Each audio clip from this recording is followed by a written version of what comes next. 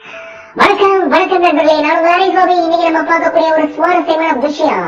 ஐயா வாங்க, இங்க வாங்க, உங்களுக்கான ஒரு அதிர்ஷ்டம் காத்துட்டு இருக்கு. 44 வீடு, பள்ளி, தேவாலயம் இப்படி எல்லாம் இருக்கக்கூடிய ஸ்பெயின் கிராமத்துல ஒரு இடம் வந்து விலைக்கு வருதுங்க. எவ்வளவு கேட்டீங்கன்னா பயங்கரமான ஒரு அதிர்ச்சி. என்னன்னா வெறும் 2.1 கோடி. இது இந்திய மதிப்புல தான். அப்படி என்னையா இந்த கிராமம் இருக்கு அப்படின்னு நீங்க கேட்டீங்கன்னா, ஸ்பெயின் நாட்டுல இருக்கக்கூடிய மேட்ரிட் தலைநகரத்துல சால்டோ காஸ்ட்ரோ அப்படின்னு இருக்கக்கூடிய ஒரு கிராமம் தாங்க.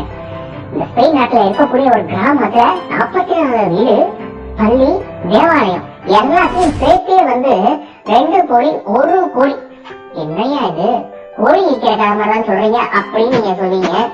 அவங்க 2,60,000 யூரோ அப்படின்னு சொல்லிட்டாங்க. இந்த கிராமத்தை பத்தி ஒரு சுவாரஸ்யமான விஷயம் என்ன சொல்லணும் அப்படின்னு கேட்டீங்கன்னா, 1950 நம்ம போகணும். அப்ப டிராவல் பண்ணி பார்த்தோம்னு வச்சுக்கோங்க. 1950 மின் தயாரிப்பு நிறுவனம் ஒண்ணு இந்த கிராமத்துல ஆரம்பிச்சிருக்காங்க. அதுக்கு பக்கத்திலேயே அணைக்கட்டு கட்டும் பணி அப்படி நடந்துட்டு இருந்திருக்குது. ஊழியர்கள் எல்லாருமே தண்ணி வேலை செய்யணும் பார்த்தீங்களா, அதுக்காக வீடுகள் கட்டியிருக்காங்க. அவர்களின் தேவைகளுக்காக அப்ப பாத்தீங்கன்னா பள்ளி, தேவாலயம், நீச்சல் குளம் அப்படின்னு எல்லாத்தையும் கட்டி போட்டாங்க. அந்த நிறுவனம் அப்படியே டோட்டலா மூடிட்டானுங்க. இந்த நடந்து ஒரு 30 வருஷம் கழிச்சு பாத்தீங்கன்னா அப்படியே எப்படி இருக்கும் நீங்க கொஞ்சம் யோசிச்சு பாருங்க. 1950 கட்டப்பட்டது, ஒரு 30 வருஷம் கழிச்சு டோட்டலா எல்லாத்தையும் முடிச்சிட்டாங்க. மொத்த பணியும் முடிஞ்சவங்க அங்க இருந்து அவங்க வேலை செஞ்சவங்க எஸ்கேப் ஆயிட்டாங்க. இப்ப அது எப்படி இருக்கும்? 1980 பிறகு அந்த கிராமத்தை அப்படியே தள்ளி வச்சுட்டாங்க. நம்ம ஊர்ல நாட்டாம தள்ளி வருவாங்களா, அந்த மாதிரி எல்லாம் தள்ளி வச்ச மாதிரி வச்சுட்டாங்க. இந்த சூழ்நிலை பாத்தீங்கன்னா 2000 தொடக்கத்துல இந்த கிராமத்தை சுற்றுலா தலமா அப்படியே மாத்தலாம், டூரிஸ்ட் ஸ்பாட்டா மாத்திட்டு நம்ம ஆளுங்களுக்கு அப்படி பொதுவாக இந்த இடத்துல இன்கம் ஜெனரேட் பண்ணலாம்னு பார்த்தாரு. இதுக்கிடையே பாத்தீங்கன்னா இப்ப ஐரோப்பால நடக்கக்கூடியது என்ன? Energy crisis.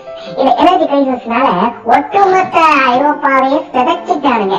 கிட்டத்தட்ட 14.5% இன்ஃபிளேஷன் அப்படின்னு சொல்றாங்க.